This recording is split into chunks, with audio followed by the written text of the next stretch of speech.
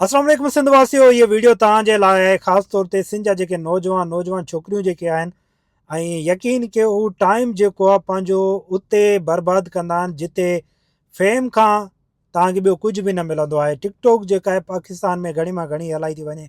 असांजा सिंधी जेके नौजवान आहिनि, सिंध वासी जेके आहिनि, उहे घणी जी घणी तादाद में टिकटॉक खे यूज़ कंदा आहिनि। टिकटॉक तव्हांखे फेम त ॾींदो आहे, पर इहो फेम कहिड़े कम जो, जिते तव्हांजी ज़िंदगी आर्ज़ी तौरु हुजे, जेका तव्हांखे न अर्निंग ॾिए, न तव्हांखे कुझु पैसा ॾेई सघे। अॼुकल्ह तव्हांखे ख़बर आहे दुनिया में पैसे जी अशद ज़रूरत आहे। पैसे सां ई हर चीज़ ख़रीद कई थी वञे, ज़िंदगी गुज़ारी थी वञे।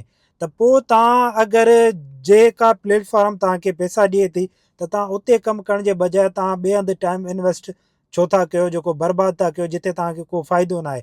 उहो टाइम तव्हां उते इन्वेस्ट कयो। हाणे पाकिस्तान में फेसबुक बि मोनिटाइज़ एलिजिबल आहे, ठीकु आहे, ऐं गॾोगॾु यूट्यूब त शुरू खां वठी आहे।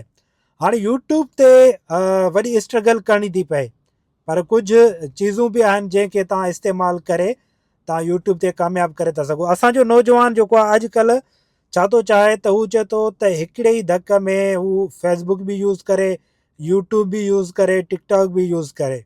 अगरि केरु कंहिं चीज़ ते कामयाबु थियणु चाहे थो या अर्निंग करणु चाहे थो, त उनखे मुंहिंजी हिकिड़ी रिक्वेस्ट आहे त ख़ुदा रा हू हिकिड़ो प्लेटफॉर्म चॉइस करे ऐं हिकिड़े प्लेटफॉर्म ते कमु करे। अगरि तव्हां हिकिड़े प्लेटफॉर्म ते कमु कंदा हुनखे टाइम ॾींदा टाइम जेको आहे न इन्वेस्ट करिणो थो पए, ठीकु आहे न। इहो न आहे त तव्हां कंहिं बि प्लेटफॉर्म ते वीडियो अपलोड करे तव्हां हली वञो, वरी तव्हां ॿिए हंधि हुजो। ईअं कॾहिं बि न आहे। का बि चीज़ तव्हांखे ग्रोथ या रीच तॾहिं ॾींदी जॾहिं तव्हां उन चीज़ खे टाइम ॾींदा। फेसबुक खे अगरि तव्हां टाइम ॾींदा अपलोडिंग कंदा रहंदा, गॾोगॾु उनखे टाइम बि ॾींदा न, तव्हां उहो पंहिंजो पेज आहे या तव्हांजो यूट्यूब चैनल आहे, तव्हां उहो एक्टिविटी रखंदा अगरि तव्हांखे केरु कमेंट करे थो उनखे रिप्लाई ॾींदा एंगेजमेंट तव्हांजी बरक़रार हूंदी ऐं उनखे टाइम ॾींदा अगरि तव्हां उन ते फेसबुक पेज आहे या यूट्यूब तव्हांजो चैनल आहे, तव्हां उते वीडियोज़ वग़ैरह ॾिसंदा रहंदा त पोइ इन सां छा आहे त फेसबुक ॾिसंदो त तव्हां एक्टिविट आहियो।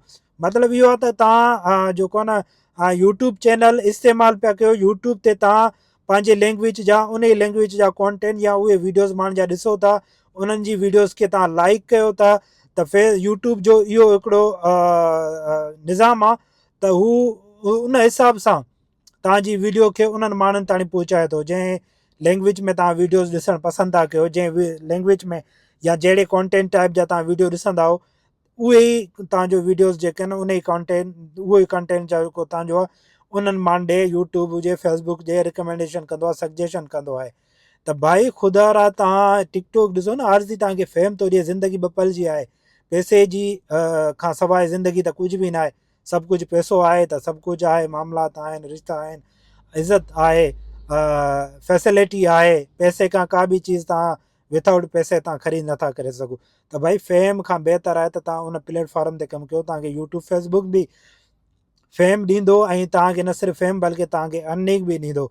अगरि पर मंथ तव्हां $300 $250 बि कमायो त इहे बि ज़बरदस्तु आहिनि। तव्हां गॾोगॾु जॉब बि कयो ऐं तव्हांखे पार्ट टाइम फेसबुक जे तरफ़ां तव्हांखे $200 $250 या $300 मिलनि, त इहे बि ज़बरदस्तु तव्हांजी जेको आहे न अर्निंग आहे। तव्हांजी कमाई में शामिलु थी करे तव्हांजी जेको आहे पंहिंजो हालात जेके आहिनि तमामु बहितरीनु ज़िंदगी तव्हांजी गुज़री सघे थी। त असां इहो ई था चाहियूं त ख़ुदा रा तव्हां जेको आहे न फालतू टाइम अहिड़ी जॻहियुनि ते ज़ाया न कयो, बल्कि उते कयो जिते तव्हांखे $5 बि मिलनि, जिते तव्हांखे फेम बि मिले, जिते तव्हांजी सुञाणप बि ठहे, जिते तव्हांखे पैसा बि मिलनि। सो हिन वीडियो खे वधि खां वधि शेयर कयो। उमेदु आहे तव्हांखे असांजी ॻाल्हियूं ज़रूरु पसंदि आयूं हुजनि। पसंदि अचनि त वीडियो खे शेयर लाइक ज़रूरु कजो। महिरबानी।